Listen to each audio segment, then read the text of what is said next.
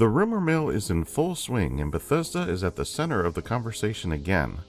There is a lot to get into, so let's dive right in. First, Redfall was in the news, and not in a good way, as rumors have been flying around that the game will not have any physical media, meaning no discs. This one came about through misunderstanding an answer in the Redfall FAQ, where it did say there would be a physical copy, but also added that there would be a digital code as well. I read it a few times just to make sure I understood it correctly, and I can understand how it could have been misinterpreted. That prompted Bethesda to respond and change the wording in the FAQ. Basically, it will have both versions. However, the one thing I think needs to be changed is the stipulation that you must have an internet connection to be able to play the game.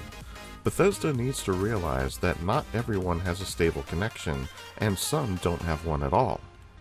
Personally, I like to play my single-player games in offline mode. Even though Redfall has an online component to it, it is still a single-player game nonetheless. There absolutely needs to be an offline mode option, and I hope they change this before the game launches. Starfield has also seen a rather large uptick in the rumors about the launch date.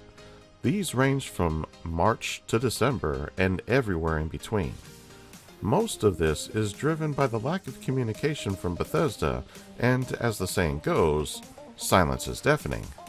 So of course, the logical conclusion is to speculate on the date in which we will see Starfield release. I myself have speculated that we will see it release in March, and we are getting ever closer to that time with no answers as of yet. So does this mean that I'm wrong? Well, no. It just means that we don't know yet. The most popular rumor came about when Jez Corden made some comments on a podcast about the speculated release date for Starfield. Now, podcasts in general are not going to give you accurate details, and this one was a more off-the-cuff style than a structured format. He even stated to take it with a grain of salt as he was not confident enough in the information, so much so that he would not publish a paper on it. This should have been enough to say, you know what, this might not be accurate. However, many in the community picked that ball up and ran with it. This can be understandable since Jez has been pretty accurate in the past. The situation is only more complicated by the fact that Microsoft is pushing to get more of its big game releases in the first half of this year due to the lackluster performance of 2022's game releases. In a recent interview with Phil Spencer, he said this: "The commitment we have to our customers to continue to deliver great games is something that I take seriously, the teams take seriously, and 2022 was too light on games. So we're excited about getting to roll into 2023, have the developer direct. I felt really good about the games that we were showing, and then also knowing Starfield is a game that we'd be able to highlight in its own show, and then just start off 2023 with good momentum. And like you said, I think we needed that." This piece of the interview was very telling. For one, it states that they want to be able to utilize Starfield as the starting point for this year. Knowing what we do from the first developer direct, Starfield must launch before those games if Microsoft is to use it as the starting point. Yes, I know, Hi-Fi Rush already launched, but it is not a big AAA game, so it doesn't really count. However, the shadow drop for Hi-Fi Rush is something to note here. That was a game that had no marketing to speak of, and most everyone only found out about it because of the Developer Direct showcase. It launched with rave reviews and proved that games could be released without any major marketing behind it and still succeed. I also understand that Starfield is a very different game. Some have speculated that Phil was referring to the Developer Direct for Starfield.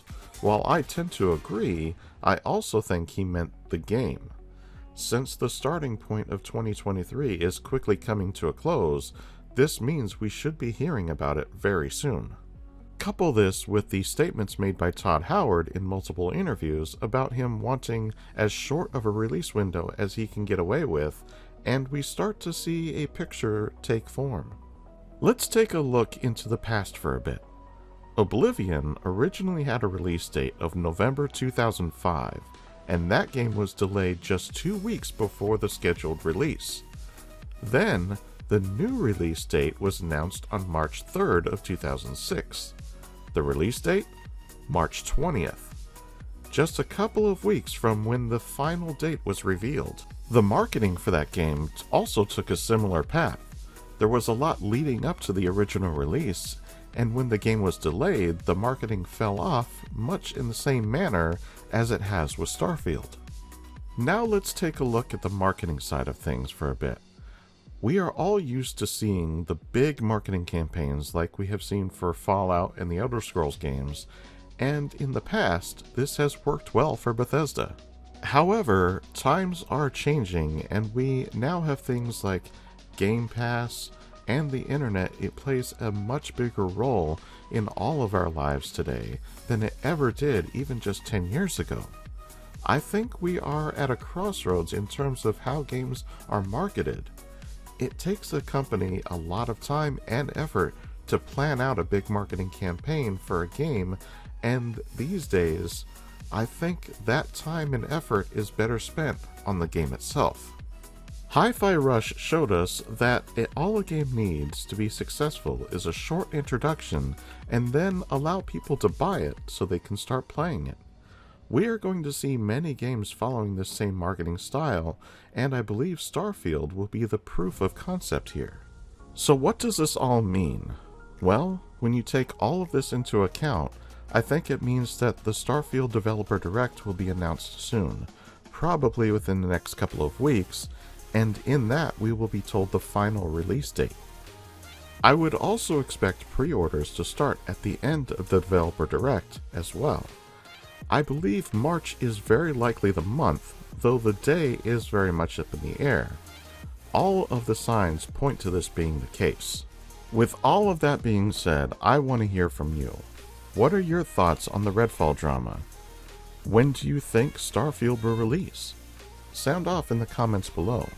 While you're at it, like, subscribe, and share. And as always, I'm just glad you stopped by, and I'll see you in the next one.